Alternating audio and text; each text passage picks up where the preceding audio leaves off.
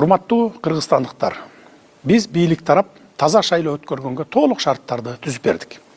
Эми сиздер таза шайлап үйрөнүңүздөр. Добушуңуздарды сатпаңыздар. Добуш сатып алам деп келген талапкерлерди эл арасына алып чыгып, катуу уяткарыңыздар. Экинчи, добуш сатып алам деп келбегендей кылыңыздар.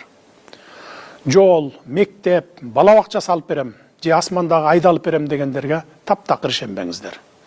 Депутат деген эч нерсе куруп бербейт, депутат деген мыйзам жазат, анын аткарылышын көзөмөлдөйт, эл менен бийликтин ортосуна көпүрө болуп, округунда кандай көйгөйлөр болсо жеткирип келип, анын чечилишине кам көрөт. Добушуңарды сатып алган депутат эзели силер үчүн же мамлекет үчүн иштебейт. Шайлоого короткон акчасын толуктайм деп 5 жыл бою өзү үчүн иштейт. Добушуңуздарды сатсаңыздар, 5 жыл бою ал депутатты округуңуздардан көрбөйсүздөр.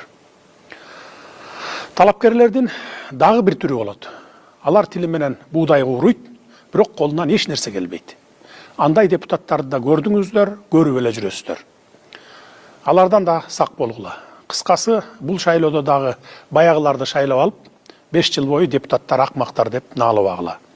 Нааласаңыздар, өзүңүздөргө наалыган болосуздар.